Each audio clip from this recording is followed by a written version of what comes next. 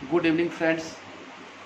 हम लोग हिबा पे डिस्कशन कर रहे थे और हमने आपको बताया था कि हिबा के जो इसेंशियल्स हैं उसमें पार्टीज होना चाहिए, सब्जेक्ट मैटर होना चाहिए, एक्सटेंट होना चाहिए और फॉर्मेलिटीज़ होना चाहिए।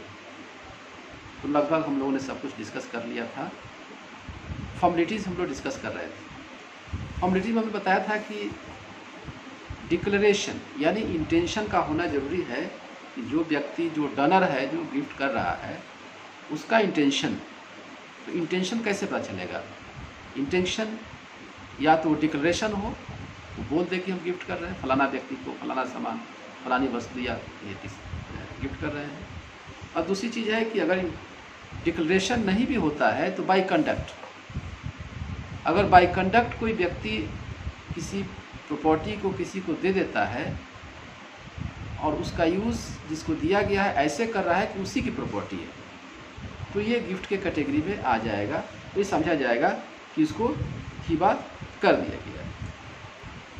और उसमें एक मैंने बताया था डिलीवरी और पोजीशन भी बहुत ज़रूरी है।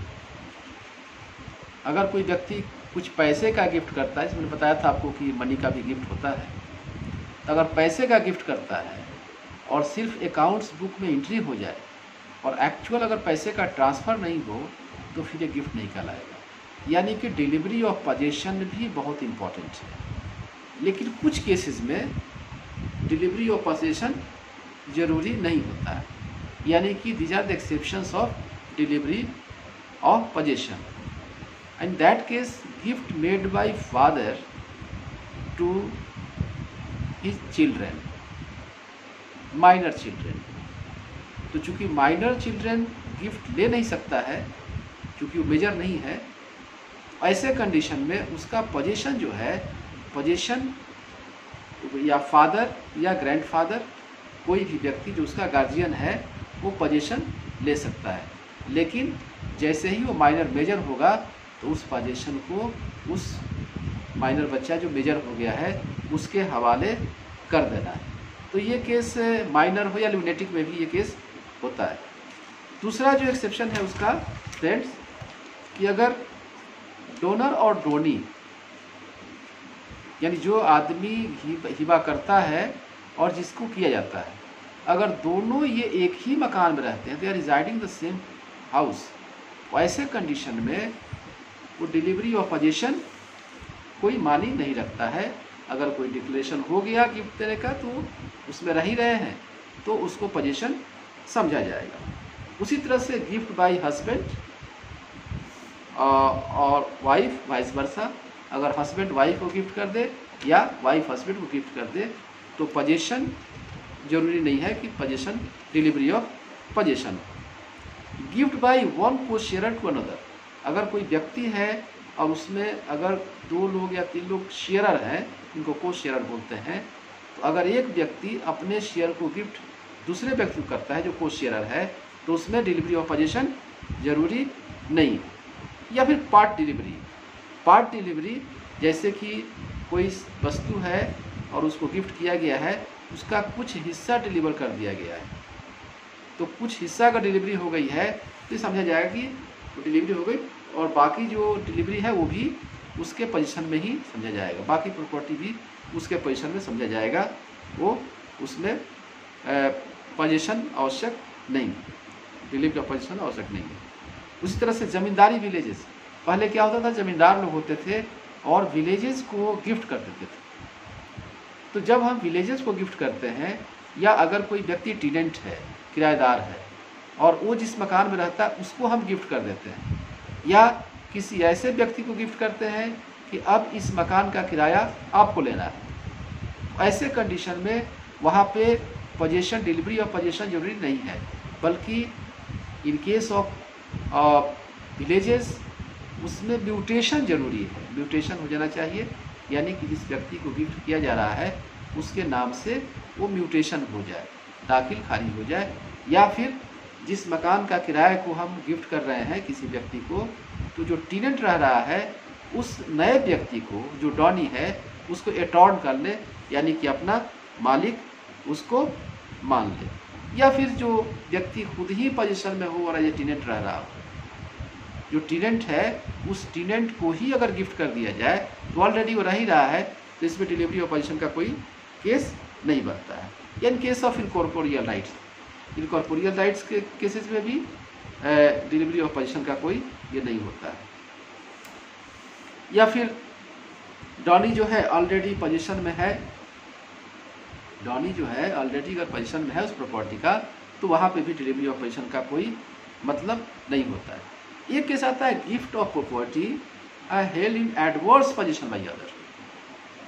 मैंने आपको बताया था कि अगर कोई व्यक्ति गिफ्ट करता है तो उस व्यक्ति का उस संपत्ति का वो ऑनर होना चाहिए, मालिक होना चाहिए, और वो संपत्ति उसके कब्जे में होनी चाहिए।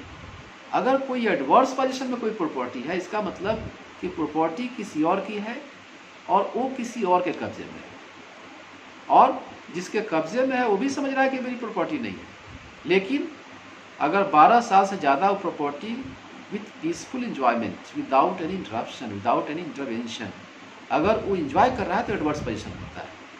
मान लीजिए कि अगर कोई प्रॉपर्टी एडवर्स पोजीशन में है और उसको गिफ्ट कर दे कोई व्यक्ति जिसका वो प्रॉपर्टी ऑलरेडी एक्चुअली में है लेकिन उसके पोजीशन में नहीं है, तो ऐसे केसेस में ये गिफ्ट उस वक्त तक नहीं गिफ्ट होगा जब तक वो व्यक्ति एडवर्स पोजीशन से उस संपत्ति को मुक्त नहीं कराता या फिर उसको मुक्त कराने की दिशा में वो सारा प्रयास करता रहे। ये चीज़ें हैं। अब हम बता रहे हैं, इस पर डिस्कस करें कि ये सब वैलिड गिफ्ट की बात हो रही है, लेकिन कुछ गिफ्ट ऐसा है जिसको बोलते हैं कि वाइड गिफ्ट।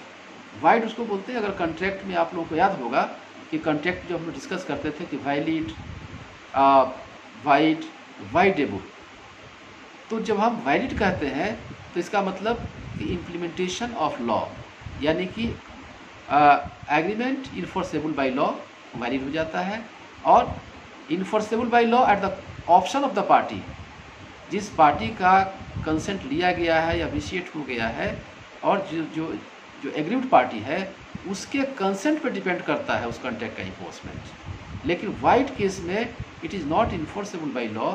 अगर दो व्यक्ति ये कॉन्ट्रैक्ट करते हैं कि हम लोग चोरी करने चलते हैं और चोरी करने की जो वस्तु आएगी हम लोगों के पास चोरी करके, तो उसको हम लोग आपस में बांट लेंगे, तो ऐसे कंडीशन में चूँकि ये एग्रीमेंट ही गलत है, इलीगल है, इसलिए वो कोर्ट नहीं जा सकते अगर कोई व्यक्ति बांटता नहीं है तो इस तरह से हम लोग वाइड करते हैं कि हैविंग नो लीगल इफेक्ट। तो कुछ गिफ्ट्स ऐसे हैं जो वाइड होते हैं। उसमें पहला ये है गिफ्ट टू अनबॉर्न पर्सन। हम बताया था कि माइनर के फेवर में गिफ्ट कर सकते हैं या अनबॉर्न पर्सन को हम आर्या गिफ्ट कर सकते हैं, यानी उस प्रॉपर्टी को, उस जो प्रॉपर्टी का हम करना चाहते हैं उसका बेनिफिट कर सकते हैं।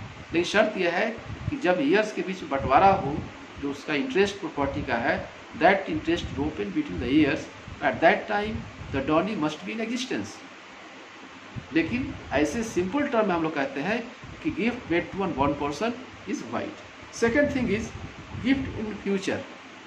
गिफ्ट इन फ्यूचर, अगर किसी चीज़ को हम कहते हैं कि अगले साल हमारे लैंड में अगर कोई फसल होगी तो हम गिफ्ट करें। अगर कुछ इस तरह का हो कि फ्यूचर में कोई चीज़ होने वाली है उसको गिफ्ट करना है तो ये वाइड हो जाएगा, क्योंकि गिफ्ट की एक कंडीशन ये भी है कि मालिक हो उसका जो व्यक्ति कर रहा है, प्रॉपर्टी एग्जिस्टेंस में हो। अगर कोई व्यक्ति, अगर कोई वस्तु एग्जिस्टेंस में नहीं है तो उसका गिफ्ट नहीं होता है, इसलिए उसको बोलते हैं कि gift in future is wide. Contingent gift, अगर कोई कंडीशन अटैच कर दे, ए ने बी को गिफ्ट किया कि इस प्रॉपर्टी को लाइफ तक आपके पास रहेगी, उसके बाद आपके बाद ये प्रॉपर्टी सी को चली जाएगी, तो ये कंडीशन जो अटैच हो जाता है ये वाइड है। तो वाइड द सेंस कि वो कंडीशन वाइड होता है। ए ने बी को गिफ्ट किया कि ये प्रॉपर्टी पूरी ज़िंदगी आपके पास रहेगी, आपके बाद सी को चली जाएगी, तो सी को जाने वाला जो कंडीशन है वाइड हो जाएगा, तो ये प्रॉपर्टी बी को रह जाएगी और बी के बाद उसके उत्तराधिकारी होंगे, ईयर्स होंगे, उनको मिलेगी। तो इस तरह से हम लोग बोलते हैं कि कंटिजेंट गिफ्ट भी वाइड ही गिफ्ट के कैटेगरी में आता है, वो कंडीशन वाइज। और दूसरी चीज़ ये है कि अब ओरल गिफ्ट, बता दें मुस्लिम लॉ में ओरल गिफ्ट और रिटन गिफ्ट ये दोनों परमिसिबल है, ओरल भी कर सकते हैं। और टीपीए में सेक्शन 122 से लेकर 129 तक इस तरह से जो गिफ्ट को डिस्कस करते हैं तो उसमें सेक्शन 123 ऑलरेडी कहता है कि जो भी इसके प्रोविजंस हैं गिफ्ट के वो मुस्लिम लॉ पे एप्लीकेबल नहीं होते हैं। लेकिन section 17 of registration act section 70 जो है वो कहता है कि अगर 100 से ज़्यादा की कोई इमूवेबल प्रॉपर्टी है और रिटर्न गिफ्ट हो रहा है तो ये रजिस्टर्ड होना चाहिए, ये मुस्लिम लॉ को कवर करता है। तो मैं आपको बता दूं कि गिफ्ट में अगर रिटर्न है, रजिस्टर्ड है, तो आगे में जो कॉम्प्लिकेशंस होती हैं वो बच जाती हैं। क्योंकि अभी जो कोर्ट में केसेज आते हैं 50 साल पहले, 100 साल पहले किसी ने गिफ्ट किया, डोनर डोनी कोई नहीं रहा, तो ये बड़ा डिसाइड करना मुश्किल ज़्यादा गिफ्ट हुआ था कि नहीं था, और दोनों पक्ष से गवाह खड़े हो जाते हैं।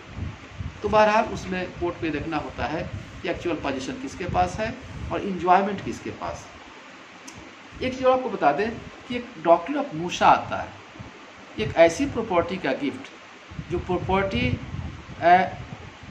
अनडिवाइजेबल, जिसको बांटा नहीं जा सकता है, इस प्रॉपर्टी के गिफ्ट को हम लोग डॉक्ट्रिन ऑफ मूसा के संदर्भ में डिस्कस करते हैं।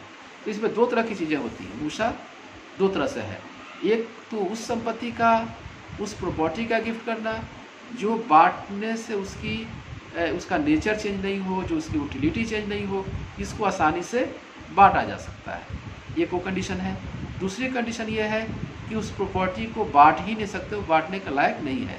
अगर बांटा जाए तो उसका यूज़ या उसका इम्पोर्टेंस, उसकी यूटिलिटी ख़त्म हो जाएगी। वैसे केसेस में जो वस्तु बांटने के लायक है और उसका अगर गिफ्ट कर दिया गया, जैसे कि अगर कोई मकान है उसमें 2 लोग रहते हैं, एक आदमी अपना शेयर गिफ्ट कर देता है, जो मकान ऐसा है कि इसको आसानी से बांटा जा सकता है, तो ऐसे कंडीशन में सुन्नी लॉ में ये है कि वो गिफ्ट इरेगुलर हो जाएगा, यानी कि उस वक्त तक वो गिफ्ट पोस्टपोन रहेगा जब तक कि उस प्रॉपर्टी को डिवाइड नहीं कर दिया जाए और जो शेयर है उस शेयर को डॉनी को दे नहीं दिया जाए। और दूसरी चीज़ ये है कि अगर वो प्रॉपर्टी बांटने के लायक नहीं है, जैसे कि अगर एक मकान में कोई रहता है, उसके 2 पार्ट हैं, लेकिन जाने आने का जो सीढ़ी है वो ये सिंगल सीढ़ी है, वो दोनों लोग उस सीढ़ी को इस्तेमाल करते हैं, तो वैसे केस में अगर उस मकान का गिफ्ट होता है, एक आदमी जो एक पोर्शन का गिफ्ट करता है, तो उस सीढ़ी कॉमन रहेगी, तो इसको गिफ्ट ऑफ मूसा कहते हैं और ये वैलिड होगी। कुछ कंडीशन में अगर प्रॉपर्टी है जो डिवीज़न के लायक भी है, लेकिन वो डिवीज़न नहीं भी होगा तो गिफ्ट वैलिड माना जाएगा। उसमें पहला केस आता है gift by 1 year to another year. अगर एक उत्तराधिकारी दूसरे उत्तराधिकारी को गिफ्ट करता है तो डिवीज़न के लायक प्रॉपर्टी है तो वो गिफ्ट वैलिड माना जाएगा। या फिर एक शेयर को शेयरर दूसरे को शेयर कर दे, या फिर जमींदारी में जो विलेजेस का मैंने एग्जाम्पल दिया था, वैसे केसेस में भी उसमें डिवीज़न जरूरी नहीं है। Gift of share of land in A company में अगर कोई लैंड है उसको कोई गिफ्ट कर देता है तो भी वैलिड माना जाता है। और gift on undivided but divisible, तो ऐसे केसेस में हम लोग देखते हैं कि अगर कुछ लोग ज्वाइंटली रहते हैं और इनफैक्ट उसको बोलते हैं टेनेंट्स इन कॉमन, कुछ लोग एक ही प्रॉपर्टी में अगर टेनेंट के तौर पर रहते हैं, और वैसे केसेस में हम देखते हैं कि जैसे कि अगर tenant are given notice that properties have been given away to A and B to whom rent is to be paid, तो ऐसे केसेस में अगर प्रॉपर्टी दिया गया और इसका रेंट दिया जाना है तो भी गिफ्ट को हम लोग वैलिड मानते हैं। तो इस तरह से हम लोग देखते हैं कि गिफ्ट का जो ये चैप्टर है ये लगभग लोग डिस्कस कर चुके हैं। और गिफ्ट का रिवोकेशन ऐसा नहीं है कि गिफ्ट एक बार हो गया तो gift once made is always made, ऐसा नहीं है, उसका रिवोकेशन भी हो जाता है। जैसे कि अगर कोई व्यक्ति गिफ्ट करता है, इंटेंशन जाहिर कर, डिक्लेरेशन कर दिया, पोजीशन नहीं दिया, गिफ्ट रिवोक हो गया। या कोई व्यक्ति अपने जीवन में ही गिफ्ट को रिवोक कर सकता है, जैसे कि आर्या का कर दिया, किसी को मुनाफी का गिफ्ट किया है और उसको फिर बाद में वो गिफ्ट को रिवोक कर सकता है। लेकिन कुछ कंडीशंस ऐसे हैं जिसमें गिफ्ट रिवोक नहीं होता है। वो कंडीशन क्या है कि डोनर या डॉनी हो, ये दोनों में से कोई किसी की डेथ हो जाए, यानी कि अगर गिफ्ट कंप्लीट हो गया और डोनर और डॉनी में से किसी की भी डेथ हो जाए तो फिर वो गिफ्ट इरेवोकेबल हो जाता है। या फिर गिफ्ट ऐसे लोगों में किया गया हो जो प्रोहिबिटेड डिग्री ऑफ रिलेशंस में आते हैं, जैसे कि माँ बाप अपने बच्चों को गिफ्ट कर दें, जो प्रोहिबिटेड डिग्री ऑफ रिलेशंस है उसमें अगर गिफ्ट किया गया है, जैसे ब्रदर सिस्टर आपस में गिफ्ट करते हैं, तो वो गिफ्ट जो है इरेवोकेबल होता है। उसी तरह से हम लोग देखते हैं हस्बैंड वाइफ के बीच में अगर कोई गिफ्ट होता है तो भी इरेवोकेबल है। या फिर जो गिफ्ट किया हुआ प्रॉपर्टी है, जिसको गिफ्ट किया गया है, वो उस प्रॉपर्टी को किसी और को दे दे, गिफ्ट कर दे या सेल कर दे, वैसे कंडीशन में वो गिफ्ट इरेवोकेबल हो जाता है, उसको रिवोक नहीं किया जा सकता है। या फिर जिस संपत्ति का गिफ्ट किया गया है अगर वो डिस्ट्रॉय हो गया तो फिर ऐसे कंडीशन में भी जब वो सब्जेक्ट ही नहीं रहा, वो प्रॉपर्टी रही, तो उसका गिफ्ट फिर रिवोक नहीं हो सकता, वो भी इरेवोकेबल गिफ्ट के कैटेगरी में आता है। या फिर वो जो गिफ्ट किया हुआ है उस गिफ्ट में कुछ इस तरह से इम्प्रूवमेंट कर दिया गया है, और वो इम्प्रूवमेंट इस तरह से है कि वो उसको चेंज नहीं कर सकता है, उसका जो इंक्रीमेंट है वो इनसेपरेबल है। तो इम्प्रूवमेंट कर दिया जाए और इतना ज़्यादा उसको इम्प्रूव कर दिया जाए कि जो पोर्शन इम्प्रूव किया गया है वो इनसेपरेबल हो, ऐसे कंडीशन में भी तो गिफ्ट इरेवोकेबल हो जाता है। या फिर गिफ्ट करने वाला व्यक्ति उसके बदले में कुछ ले ले। मैंने आपको बताया था कि गिफ्ट जो है, gift in fact without any consideration होता है। अगर बदले में आपने कुछ ले लिया है तो एक्सचेंज हो सकता है, लेकिन वो गिफ्ट नहीं हो सकता है। इस तरह से हम लोग देखते हैं। चलिए, अब दूसरी चीज़ ये है कि हिबा कितने प्रकार का हिबा होता है। तो हिबा हम बता दें, दो तरह का होता है। एक होता है हिबा, इसको हम लोग बोलते हैं हिबाबिल एवज, यानी कि कुछ चीज़ लेकर गिफ्ट किया जाए। मैंने बताया कि कोई चीज़ लेकर गिफ्ट करते हैं आप, तो वो गिफ्ट वाइड हो जाएगा, तो गिफ्ट होगा ही नहीं। लेकिन हिबाबिल एवज में अगर दो व्यक्ति हैं, हमने आपको कुछ गिफ्ट किया, आपने हमको कुछ गिफ्ट किया, तो ये एक गिफ्ट के बदले में दूसरा गिफ्ट है, तो इसको बोलते हैं हिबाबिल एवज। ये इंडिया में हिबाबिल एवज ये लागू है। और उस तरह से हम लोग देखते हैं कि जैसे कि एक केस था मोहम्मद फैज़ अहमद ख़ान वर्सेस गुलाम अहमद ख़ान। इस केस में हुआ कि ए और बी दो भाई रहते हैं, एक की डेथ हो जाती है, तो दूसरा भाई है वो उस विडो को 2 विलेज 2 गांव गिफ्ट कर देता है, और ये शर्त पे करता है कि 2 गांव ले लीजिए और बाकी का जो स्टेट है उस स्टेट पे आपका कोई क्लेम नहीं होगा। तो कोर्ट ने इसको माना कि वैलिड है और हिबाबिल एवज में आता है। दूसरा जो है वो है हिबा बाशर्तुल एवज, यानी कि शर्त के साथ हिबा रख देना। उसमें अगर कोई शर्त लगा दिया जाए तो वो भी हिबा मान लिया जाता है उस शर्त के साथ। जैसे कि as the case of hiba, so in this case delivery of possession is necessary, it is revocable until the ewaz return is paid. शर्त ये लगा दिया कि ये हिबा जब तक इसका एवज नहीं मिलेगा तब तक ये हिबा कंप्लीट नहीं होगा। तो ऐसे कंडीशन में वो शर्त जो है हिबा शर्तुल एवज कहते हैं। तो इस तरह से हम लोग देखते हैं कि ये गिफ्ट का चैप्टर लगभग हम लोग डिस्कस कर लिया है। और हमने बताया था शुरू में आपको कि 2 पोर्शन है जिस प्रॉपर्टी को हम लोग गिफ्ट करते हैं। 2 पोर्शन है, एक कॉर्पस है और एक उसका आर्याप्त है, उसमें मुनाफी है, उसका इंटरेस्ट है। तो इंटरेस्ट भी गिफ्ट होता है, लेकिन उसमें जो इसेंशियल्स हैं आर्या के वो है कि उसको रिवोक किया जा सकता है। दूसरी चीज़ ये है कि जब आर्या करते हैं तो सिर्फ उसका इंटरेस्ट ही गिफ्ट करते हैं। जिसको भी गिफ्ट करते हैं वो सिर्फ इंटरेस्ट का मालिक होता है, उस प्रॉपर्टी का मालिक नहीं होता है। और ये जो आर्या होता है, जो बेनिफिट होता है, कुछ लिमिटेड पीरियड के लिए होता है। और ये जो उसका इंटरेस्ट है वो उसके बच्चों पे डिवॉल्व नहीं होगा। जैसे कि एक आदमी कहता है कि आप इस मकान में जब तक आप जिंदा है रहिए, तो ये उसमें रहने का जो बेनिफिट है उसको देता है।